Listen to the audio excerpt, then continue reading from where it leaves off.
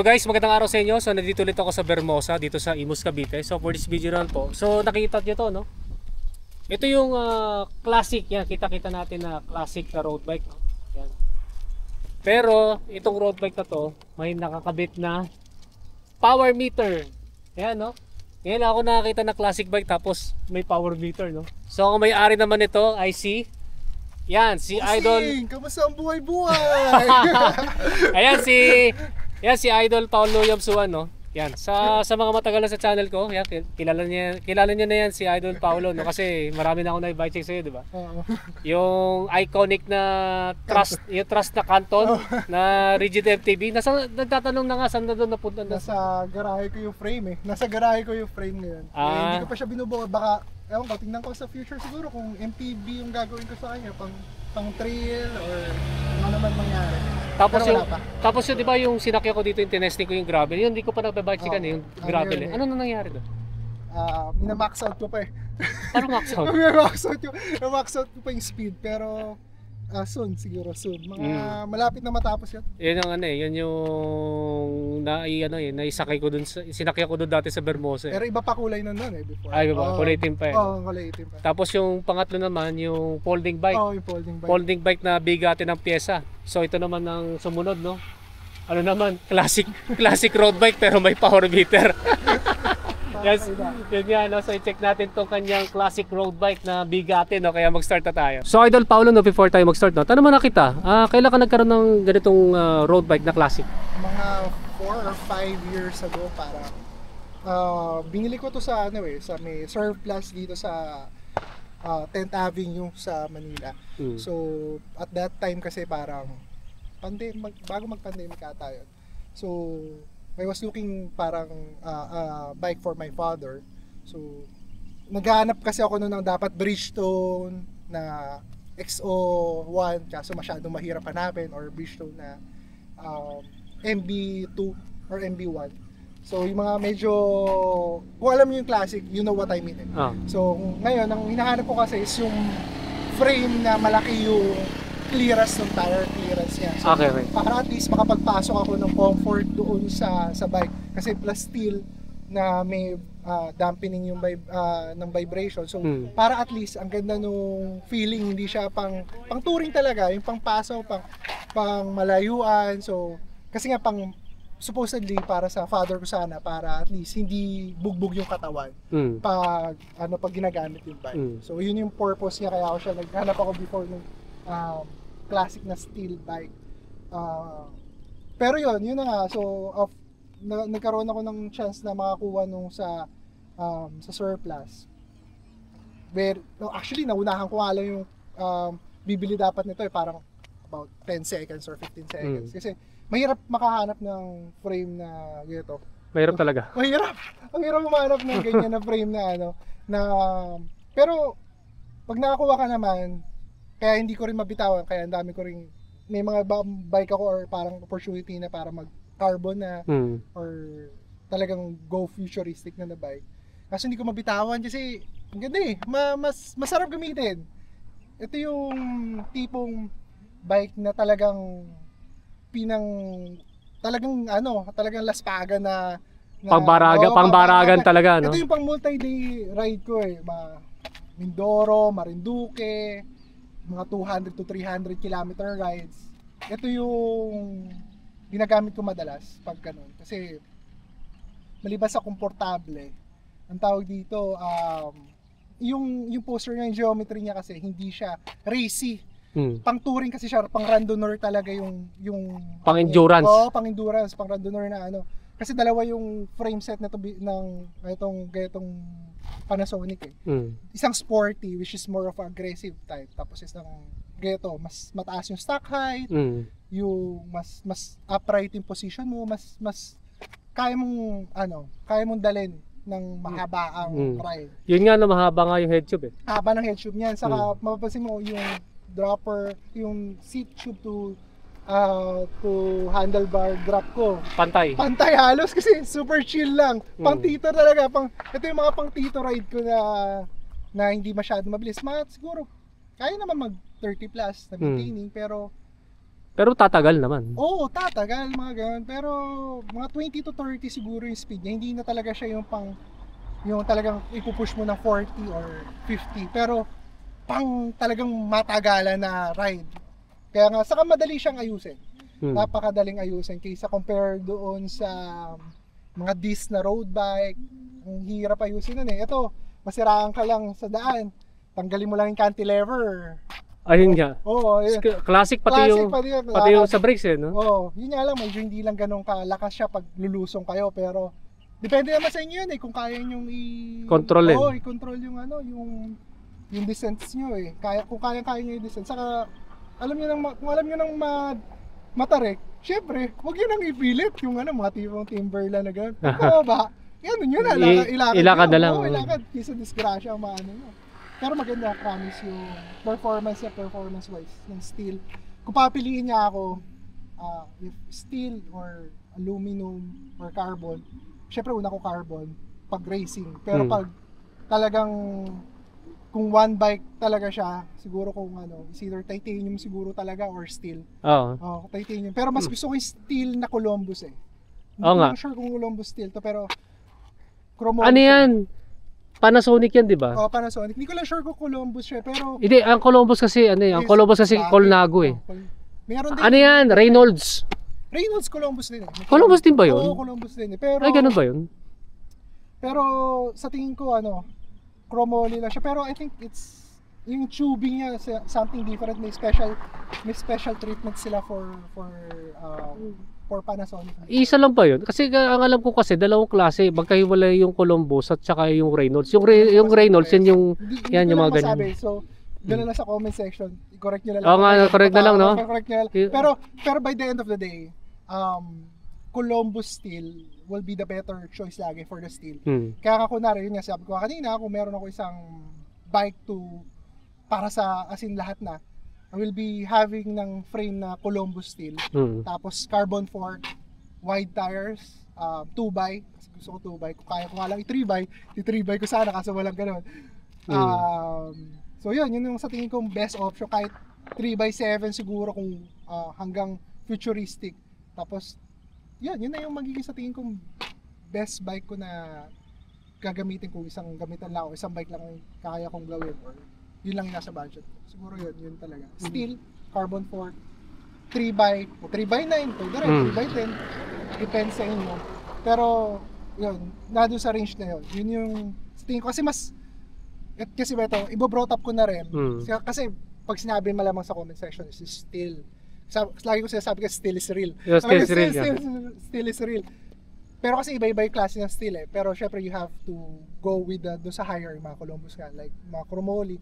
Yung high 10 kasi medyo nakatry na ako, medyo hindi ganun yung feeling eh. Iba yung may difference talaga yan sa steel, sa gamit mo na steel. Plus, baka kasi sabihin rin sa comment section, bakit mas mabigat syempre of course. Kaya kasi sabi na 3x, hindi importante minsan yung bigat eh, sa bike eh. Meron siguro sa sway ng bike mo, saka how you control it. Pero mas importante, tandaan lagi is yung gearing. Ay, yung gearing nga. Kaya alam ni Mavian na mas pabor yung 2x lagi for me saka 3x. Kasi may granny gear ka eh. 99% ng tao. Kaya mas matutuwa kayo sa 3x kaysa sa 1x. May vlog nga ako nun eh. Na 3x ang the best sa akin eh. 3x. 3x talaga kahit sa majority, sa tingin ko kasi sa majority ng people na naglo-long ride. Although yung iba kasi mga talagang sumasali sa Tour Divide or something, naka 1x lang sila pero malaki rin yung plato nila dito sa likod. Pero kung pang-use mo lang talaga ng mga 100-200 kilometers tapos may mga rolling hills, sa tingin ko 3x. 3x is the best option para sa normal na tao. Kasi ito, before ako mag 2x na to, kasi 2x na lang siya ngayon. Naka 3x ako niyan kahit umahon ako kahit napakabigat ng bike ko doon, may mga rocks pa yan before. Kahit may mga rocks yan, naahon ko yun na 25 to 30 gradient kasi may granny gear ako na 22.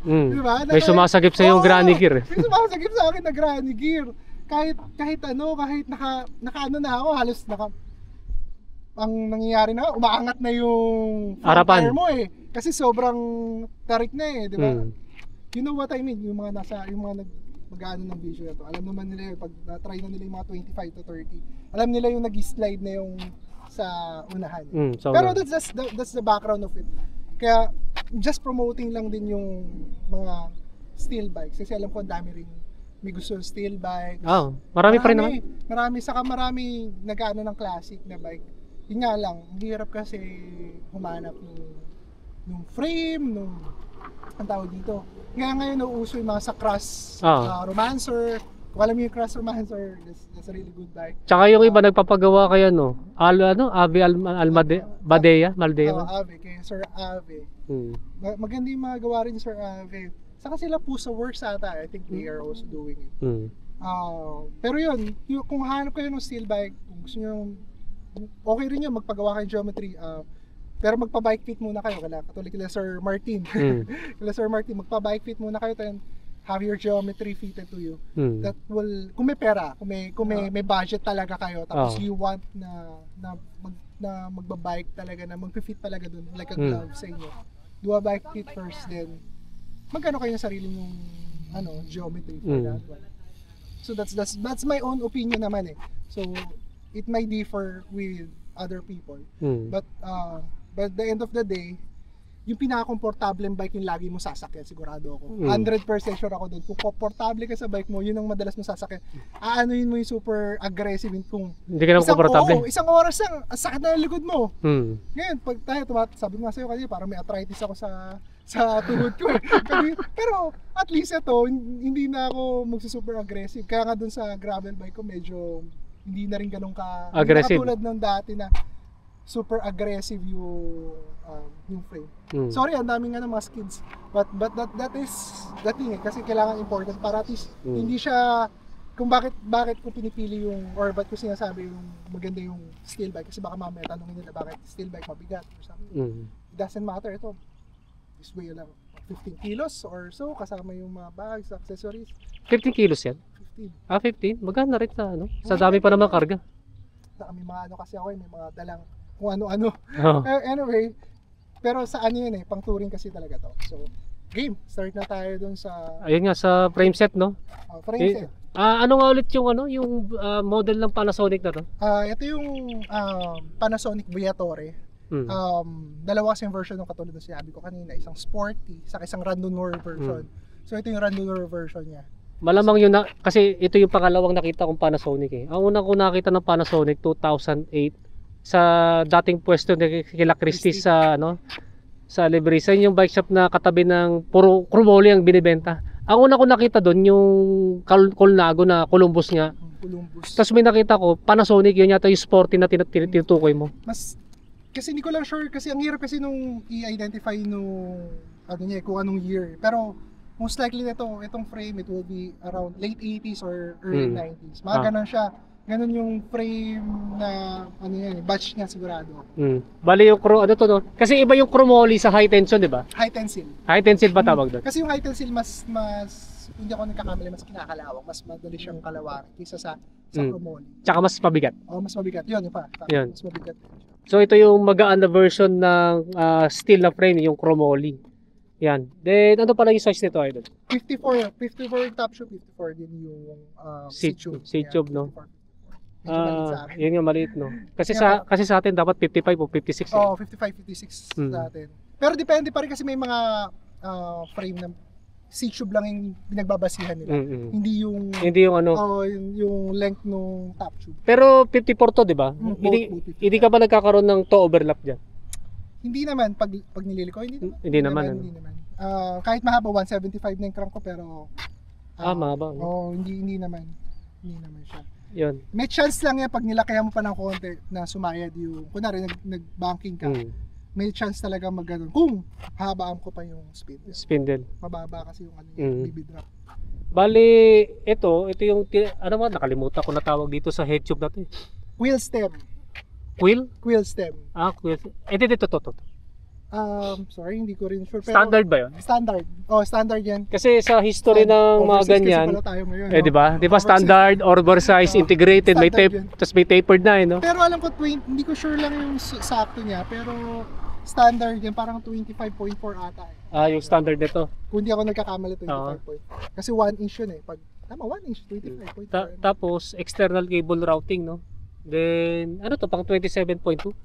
26.8. 26.8 na 26.8. diameter na seat post ang required dito. Tapos yung bottom bracket threaded. BSA threaded, no? Yun nga, quick release yung dropout. Siyempre ano to, classic to, kaya rim brake, no? Yan, talakayin natin mamaya yung kanyang brake set, no? Yung palang fork pala, nakalimutan ko. Yung fork, Ang tawag sa ganyang fork is ludge. Ludge naman. O ludge fork siya. Yung naalala ko si Chromoly ko dati, ano yun eh, tinatawag nilang tanje. Tanje yata yun. Pero aluminum yun, nung dumidikit sa magnet. Ito steel naman to, no? Steel ludge. Pero mas mukhang classic to. Yan, mas Kasi mukhang ludge, ganyan talaga pag classic. Naka-ludge talaga yung ano niya. Yun talaga. Yung mga forks niya. Parang katulad ng ito mga sinasabi ko mga medyo ano na. Pero kala Rene Hurst, check nyo lang Rene Hurst. Alam naman ni Maverick yun eh. Kaya kahit kay Rene Hurst, ang ginagamit niya ngayon naka-cantilever din yung pag lumalaban siya ng mga 300 mile at na competition sa ibang bansa. Naka-cantilever din si Jean. Si Jean na Rene Hurst. Ayun. Yun nga, no, yun nga yung sa fork, yung sa frame, bukabuo ng frame set, no. Sa cockpit naman, ano pala yung ano mo? Nito. Nito? Naka-nito ako. Actually, kasama siya nung bike, medyo, buti kaya medyo mura na rin siya yung nabili ko kasi medyo mahal yung Nito eh. Nito na, if I'm not mistaken, ito yung aluminum ata or steel. Hindi ko lang sure. Pero parang steel eh. Pero parang aluminum sa tingin Hindi ko sure, pero it's either aluminum or steel. Pero yun yung Universal. Ano siya, 39 yung inner niya. Pero pag sinukat mo parang 37 lang. Parang gano'n lang. Yung width niya 370. May portion siya 390 eh. Tapos may portion siya 390, may portion siya 380. Tapos parang yung pinaka middle niya 370. Ayun yung parang yun yung sweet spot, no. Pero sa ano niya, sa may specifications niya, 390 yan. Yung 390. 390. Yan. Ito, nung may hindi pa tinatawag ang stem, ang tawag dito, tawag ng mga sa amin nung panahon namin, handle post. Ganoon. Pero anong ba talaga tawag dito? Ano yung wheel stem yan eh? Wheel stem naman. Wheel stem talaga yan. Yan yung naka-direct na dito. Hanggang dito yan eh, pag ginano mo. Kasi sa mga, nung bagoon kasi ako, yung may mga ganyan bike, tawag nila dyan handle post. Hindi ko alam kung bakit. Alam mo yung ibig sabihin ng handle post? Sure, hindi rin ko rin familiar dun. Pero, yan, direct kasi siya with the fork din. So, kaya siguro, yun lang, medyo yung adjustments mo, medyo mahirap kasi, siguro kaya nila binago yung stem structure. Pero okay yan. Pero ang gusto ko dito kasi, ang ganda ng hubog eh. Maganda, parang kang aero something issue. Yun nga, mukhang aero kasi. Kasi yung Chromoly ko nakaganyan. Nakaganyan dati yung Chromoly ko.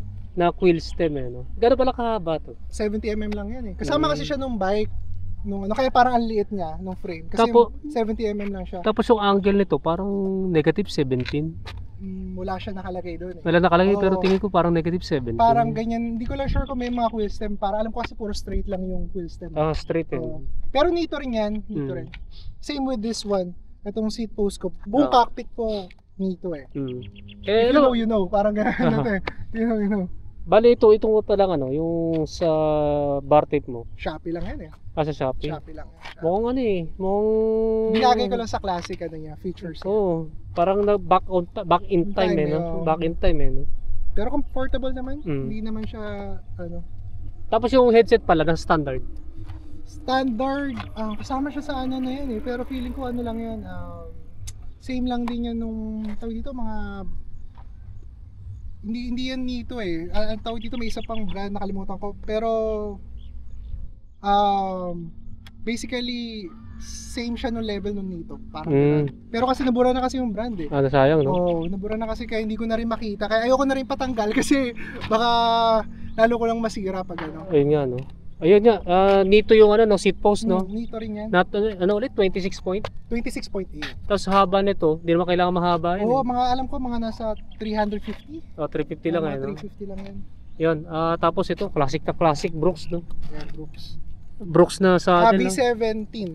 Pero solid pala to, yan no? Bibigyan ko lang din ulit ng solid. Ito just to give advice din. Sa akin kasi, dami ko na try na saddles. 3D, carbon, steel, titanium. Lahat yun, it doesn't compare to this. The comfort. Kasi kahit nagto 200 km ako, naka-short lang ako dito eh. Naka-short, hindi ano cycling, hindi cycling, ano yung ano jersey. lang, Talaga literal na yung, kunan, bumangon lang ako. Ito, parang t-shirt lang, bumangon lang ako sa, tapos sumakay ako ng bike. Kasi ito, nagmo-mold to, yung leather, nagmo-mold with your, sa puwet mo. Sa puwet mo? Oo, sa puwet mo. Kaya yan, lalo na pag overtime, kaya ito na yung mold nung seat bones ko. Ibig sabihin nagbabago pala yun, depende sa ano, no? Sa seat bones mo. Lalo na kung ginagamit mo ng ginagamit, nagpo-form siya doon sa ano mo, sa may bato. Ito ang pinaka, ang dami ko na tinanong din na mga tropa na racer, lalo na sa gravel scene. Kung pwede lang nila kasi ilagay itong Brooks doon sa gravel bike nila, they would. Probably they would. Kasi, ang problema lang kasi medyo delikado lang to sa mga mud. Ang hirap kasi linisin eh. Yun lang ang problema sa kasabasa. Kaya maganda kasi sa lifetime warranty yun. Kasi siyempre ang unang pag sinabing walang foam, ibig sabihin hindi komportable. Ito komportable, no? Napaka-komportable. Promise, no. No joke. Kahit napakabigat niyan. Napakabigat nito pero masaya sakyan to. Anong ulit to? Leather lang to? Leather. Leather. Ngayon lang nakita ng leather na saddle. Tapos itong parang stainless no? Stainless steel. Stainless steel yung railings. Astig pala tong saddle na to, no? Saka kasi pwede ka maglagay rin ng bag dito sa... Ayun nga. Pwede ka maglagay ng bag kung anong gusto mong ilagay dyan. Ganda, no? Parang Brooks B17. Pag bineta, siguro pag bineta po tong bike na to kay Boss Toy, baka malaki amount Kasi iconic no? Yun sa naman, idol, sa drivetrain, no? Ito kasi, may nakikita ko na meron noon pero wala na ngayon Ito palang shifter mo pala. Ito, shifter. Ito yung... ang tawag dyan, down tube shifter. Yung down tube. RX 100 ng Shimano. Shimano RX 100. Ilang speed yan? 7. 3x7. Dalawa yan nandito isa. Nandito sa kabila. Kasi nung wala pang tinatawag na STI, ito yung dating shifter. Ito yung pinakauna, tapos umakyat dito. Tapos saka na napunta dito. Dati nga meron dito Drifters. Drifter yun. Ngayon meron pa rin. Friction. Friction. Yun ang ginagamit nila, sabi na ako ng mga YouTuber, nila less pedal. Yun ang madalas nilang gamitin. Kasi okay siyang gamitin din dito. Parang hippie lang daw ang dating, pero it's good. It's good. Ayan, yan yung guys sa mga, yan, ito yung OG. Mga OG na shifters yan. OG na drivetrain, no? Next naman, ito na. Ito na yung nagpa-unique Ano pala yung crankset mo, idol? Shopee lang yun tapos pininturahan ko lang. Pero, Goldix ata or so, na 175 na crank. 175. Yung 3 bolt niya. Yung sa, ilan pala BCD na to? 110 by 4. 110 by 4. 110 by 4. Pero asymmetric, no? Oo. Parang asymmetric Tapos, parang alam ko yan yung basic. Basta yun yung basic na 110. Yung parang Shimano standard. yung chainring mo, Pasquest. Pasquest. Pasquest na pininturahan ko lang. Mahilig ka talaga sa Pasquest no? Kasi yung may aero features nga. Kasi nga dito. Yun yung pwede naman ako kasi hindi magganyan, pero kasi iba kasi yung tindig ng aero chainring Yun nga. Yung para maganda lang tignan. Aesthetic. Pag kasi pag hindi ka malakas, kailangan maporma ka lang Ano may kasabihan nun if you cannot perform, job forms. Ganun no? Ayun, ito yung power meter, no? XKD power meter. Ito yung Gen 2, kasi may Gen 1, may issue yung Gen 1 Okay. So ito yung Gen 2. Ano to? XKD na power meter, no? Kesa sakto yung parang naging full aero na isang smooth na yung smooth na yung dali, no? Smooth na. Tapos nagcha-channel to dito sa IG Sport, no? Diyan. Ayan, kaya makikita mo may power ako dyan pag ginalaw yan. Wait lang. Ba't hindi lang, hindi pa gumagana. Kasi kailangan may pa yun Ayun, tumutunog Ayun, may power dito. Ayun. Bali Bluetooth connection, no? Bluetooth connection siya. nilipat ko lang kasi rin yan, katulad na sinabi ko kanina, nilipat ko lang yan from dun sa gravel ko kasi meron lang akong issue na resolve. So ngayon, kaysa masayang, tapos may extra chainring rin ako na 4060, kinabit ko na. Ay, ilan tito? 46, ito yung 4060. Okay. 40, ang ano niya pala, ang ratio niya, 46-33. Ayun, ito yung 33. 33. Passquest din to. Passquest. Isang buong set naman siya. Isang set, no? Ito nga yung ano, no? Ito yung classic pero may power meter na no? aero na. Aero pa no? Aero chainring. Yun, yung FD.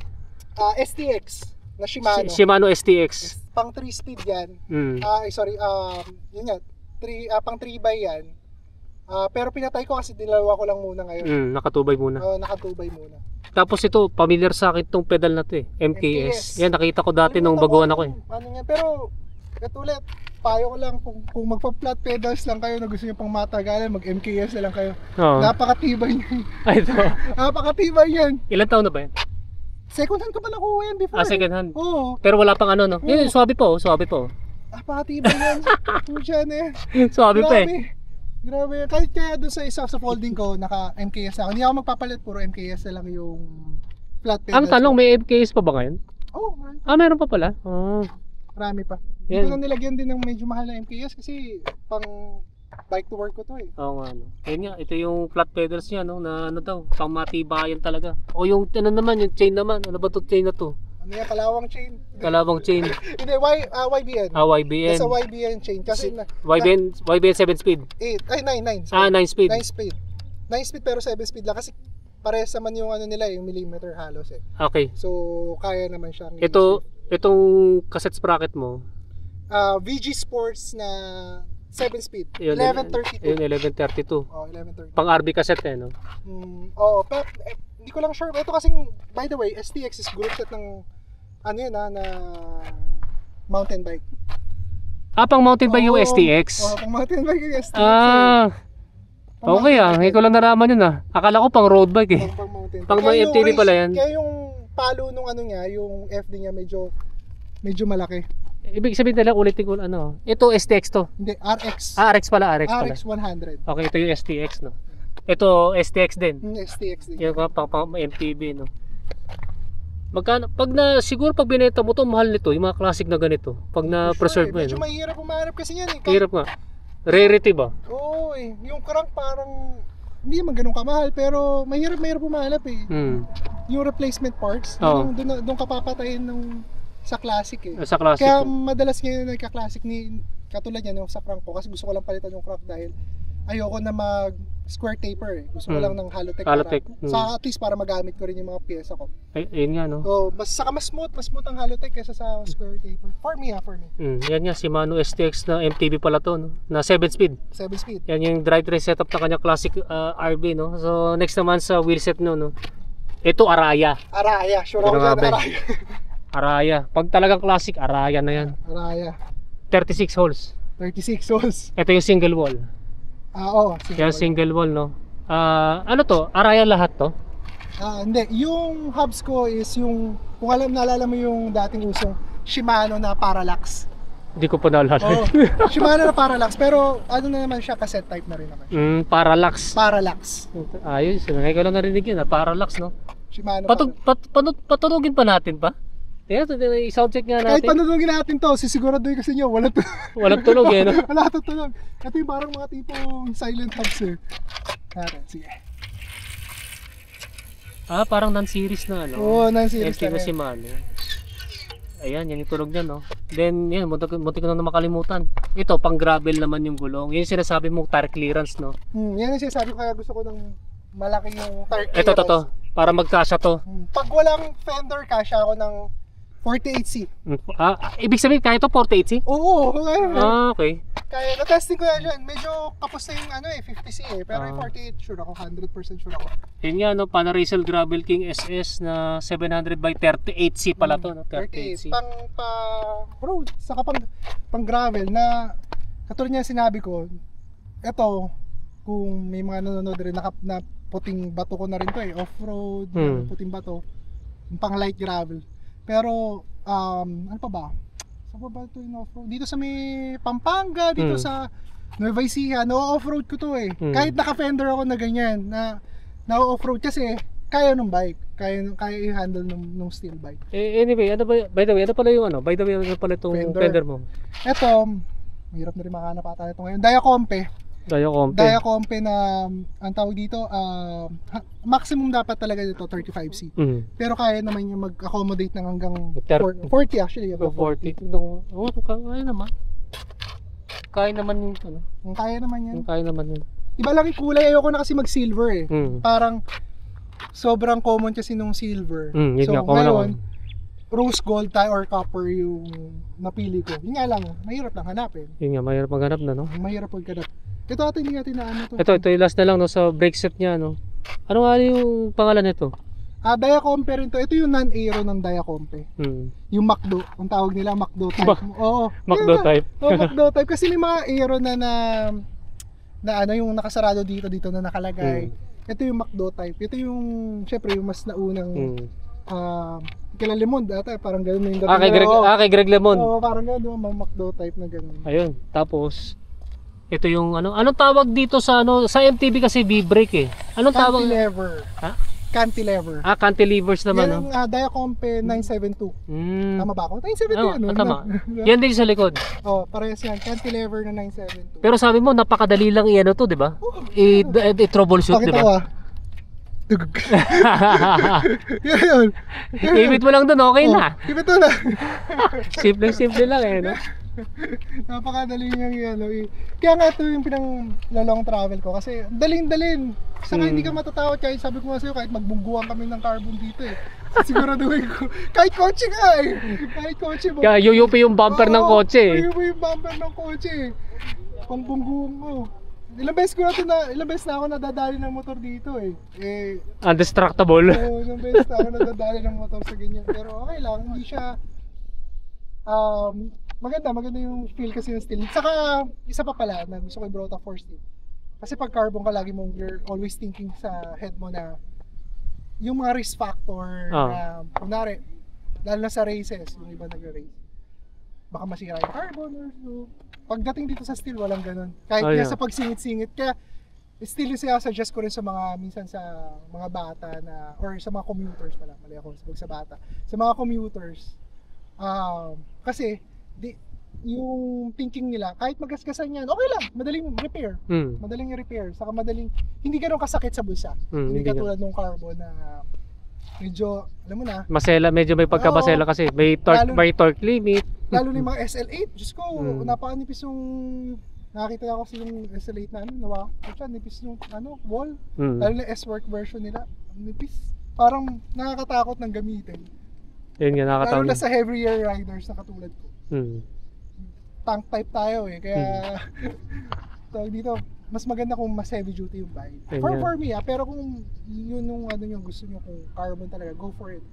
Pero yun, like what I've said, may carbon din naman ako na bike eh, pero mas gamit ko gamit mo yan. Mas gamit ko lang. So, no worries kasi dito. No worries. Kaya sabi ko, kung may 10,000 kilometers na ako dito, most likely meron na or excess pa. Kasi every year, I make sure na parang tina-travel ko siya ng medyo malayo talaga. Bali magkano ko ulit yung total cost nito? Upgraded. Kasi dahil nagaling sa pero siguro sabihin natin mga nasa 40s, mga ganun. 40s. Kasi kasama. Tsaka meter. magkano yung power meter? Ngayon, depende sa pagbibila mo pero nasa rin siya nasa 15 to 17. Yung power meter? Power meter. Pero sulit. Sulit for me. Kasi yung isa ko rin naka power meter na rin yung ko eh. Kaya nga dapat ibebenta ko pero sabi ko shit, sayang din eh. Gamitin ko na lang, sabi ko. Saka masaya pag nag-ano ka na, para at least alam mo lang din yung limit mo. Mas madali nga mag-pacing kapag may power meter eh. Mas madali saka hindi mo ipupush yung sarili mo sa alam mong kunwari ay pucha, hindi ko pala to kaya or something. Yan katulad niya sa Vermosa. Kasi pag may power meter ka, hindi ka natitingin sa speed eh. Titingin ka na sa power. Power lang. Power na. Wala akong pakialam doon sa speed niya. Madalas din ako sa power talaga. Power. mas maganda may combination with the heart. Lalo na sa katulad kong time trial is. Lalo sa'yo, yun. Lalo Kaso lang, wala pang bili. Yun lang. Pero maganda talaga pag may power meter eh. Tipo ng konti, okay lang. Lalo na pag nung sumasali ako ng ITT, dayo ako, hindi ko kabisado yung route, yung yung elevation. Mahirap pag walang power meter eh. Kasi hindi naman siya ruling kasi. No. Kasi di naman porket ganyan doon sa Bermosa, ganun din sa ibang lugar. Kaya kailangan talaga power meter. Doon mo kasi i-maintain lang kasi kunwari hanggang doon lang talaga yung kaya nung as of now na level ng fitness mo. Then stick with it kasi Stick pag na gusto, lalo na kung mahaba ang biyahe, talaga magtitipid ka eh. Titipid ka talaga. Magtitipid ka talaga. Hindi ka mag-uubos ng zone 3, zone 4 mo ng Zone 4 na. Ay, papunta pa lang. Ilang beses na ako nagagayon, nag-zone 3, zone 4 ako ng papunta. Pag uwi mo, tawag dito, ini-empty mo na yung tank mo. In-empty na. Empty na yung tank na talaga. Ayun nga, magkano yung binili mo to sa surplus? Surplus. Nung nabili ko siya, bago papalitan yung mga kailangan ko palitan. Mga around 15. 15. 15,000. Which is I think good deal na rin for me kasi ang tagal ko rin nagharap nitong ang dami kong choices eh. Ang dami kong choices yan. Kaso yun nga gusto ko kasi may mga criteria kasi ako na gusto kong ma-meet. Which is nakuha mo nakuha mo naman eh. No? Magandang project bike classic. Madaling ayusin, madaling pagawa. Yun lang yung mga piyesa lang na kailangan mo idikit minsan. Yun saka maganda yung itsura for me. Sa akin, yung tindig niya maganda. Yun nga ito guys yung Panasonic, anong model nga ulit ito? Panasonic Viator, yung 700C. Yun, Panasonic Viator 700C classic road bike na naka power meter ni Idol Paulo Yamsuan. Yan guys, na-budget na natin tong Panasonic Viator classic road bike na naka power meter ni Idol Paulo Yamsuan. So kung meron kayong tanong regarding sa kanyang astig na classic road bike, i-comment na lang ninyo sa comment section down below. So Idol, mag-shoutout ka na ulit. Shoutout na naman. Shoutout na lang sa inyo. Stay safe. Yun lang. Yun lang, no? Yun. So, salamat ulit, no? Sabi daw kasi may event eh. Okay. May event, pero doon lang naman sa loob lang ng sports hub. Kaya chill-chillan lang tayo ngayon. Tito Rise lang. Buti open pa dito. Buti nga open eh. Akala ko nga kasi close na eh, no? O yan guys, maraming salamat sa inyo panonood, and don't forget to subscribe sa aking YouTube channel. Pakiclick na lang yung notification button para matotally notify kayo. Yan guys, maraming salamat sa inyo and ride safe po sa inyo.